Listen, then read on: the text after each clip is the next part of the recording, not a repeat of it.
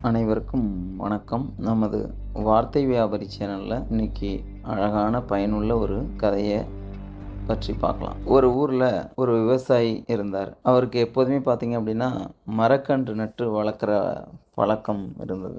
ஏன்னா மரத்தினுடைய பயன் விவசாயிகளுக்கு தான் ரொம்பவே தெரியும். அதனால் அவர் எப்போதும் என்ன பண்ணுவார், நிறைய மரங்களை நட்டு அதை சுற்றி வேலி, அதாவது நம்ம ஊர்லலாம் பார்த்தீங்க அப்படின்னா ஒரு மரக்கன்று நடுறாங்க அப்படின்னா, ஆடு மாடெல்லாம் தின்னுடக்கூடாது, இல்ல பாதிக்கப்பட்டுறக்கூடாது அப்படின்னு சொல்லிட்டு ஒரு கம்பி வளையம் மாதிரி ஒரு வளையம் போட்டு, அது வளர்ற வரைக்கும் அத பாதுகாப்பா வளர்ப்பாங்க.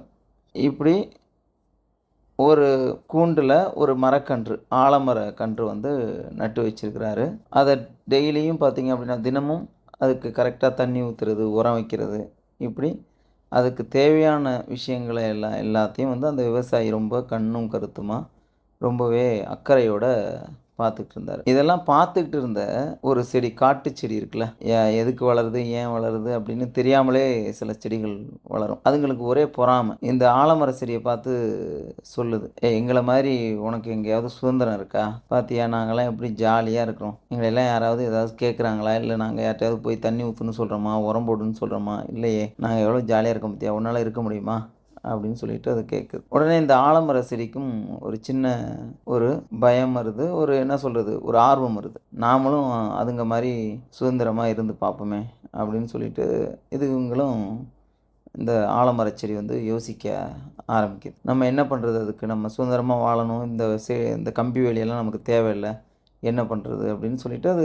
யோசிக்க ஆரம்பிக்குது. அப்படி யோசிச்சுட்டு அடுத்த நாள் பார்க்குறப்ப இந்த ஆலமர செடியை சொன்னிச்சு இல்லையா, அந்த காட்டு செடி இருந்த இடம் தெரியாமல் அந்த தோட்டக்காரன் என்ன பண்ணிட்டான், எல்லாத்தையும் வெட்டி எடுத்து க்ளீன் பண்ணிட்டான். உடனே அப்போ தான் நம்ம ஆலமர செடி புரியுது. என்ன புரியுது அப்படின்னா, நம்மளை சுற்றி இந்த வேலி போட்டு வச்சிருக்கிறது நம்மளை பாதுகாப்பாக வளர்க்குறதுக்கு தான், நம்மளை நல்ல சிரத்தையோடு வளர்த்து நம்மளை இன்னும் பல விஷயங்கள் செய்யணும் அப்படிங்கிறதுக்காக மட்டும்தான் இப்படி வளர்க்குறாங்க அப்படின்னு சொல்லிட்டு அதுக்கு புரியுது. அப்போ அந்த தெருவோரமாக போயிட்டுருக்கிற ஒரு பேரனும் ஒரு பாட்டனும், தாத்தாவை பாட்டன்னு சொல்லுவாங்க, போயிட்டுருக்காங்க.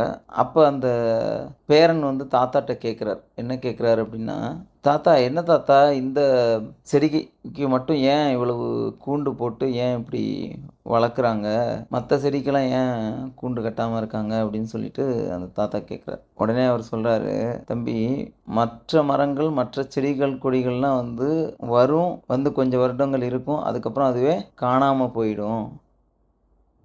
ஆனால் இது ஆலமரம். ஆலமரம் அப்படிங்கிறது அற்புதமான மரம். இது பல வருடங்கள், பல 100 வருடங்கள் இந்த பூமியில் இருந்து பல பேருக்கு நிழலையும் பல கிளிகள் பறவைகள் தங்கும் வசிப்பிடமாகவும் மாறக்கூடிய ஒரு அற்புதமான மரம். ஸோ அதனால் இந்த ஆலமரத்தை பாதுகாப்பாக வளர்த்துட்டோம், கொஞ்சம் உயரம் வரும் வரை வளர்த்துட்டோம் அப்படின்னா அது அதுக்கப்புறம் செழுமையாக வளர ஆரம்பிச்சிரும். அதுக்கப்புறம் இந்த கிராமத்துக்கு மட்டும் இல்லை, இந்த யார் எந்தெந்த மனிதர்கள் எங்கேருந்து வந்தாலும் இந்த இடத்துல தங்கிக்கிற மாதிரியான ஒரு அமைப்பு ஏற்பட்டுடும் அப்படின்னு சொல்லிட்டு அந்த பெரியவர் அந்த பேரனை பார்த்து சொல்கிறார். அப்போ தான் அந்த ஆலமரத்துக்கும் புரியுது, நமக்கு கொடுக்கப்படுகிற சுதந்திரம் ஒரு கட்டுப்பாட்டோடு இருக்கிறப்ப தான் அது முழுமை பெறுது அப்படிங்கிறதும், நமக்கு சுதந்திரங்கிறது எந்த வகையிலையும் கட்டுப்பாடு இல்லாமல் இருக்கிறதுங்கிறது தவறான கருத்து அப்படிங்கிறதும் அதுக்கு புரியுது. அதனால தான் மாணவ செல்வங்களே, மாணவ சொந்தங்களே,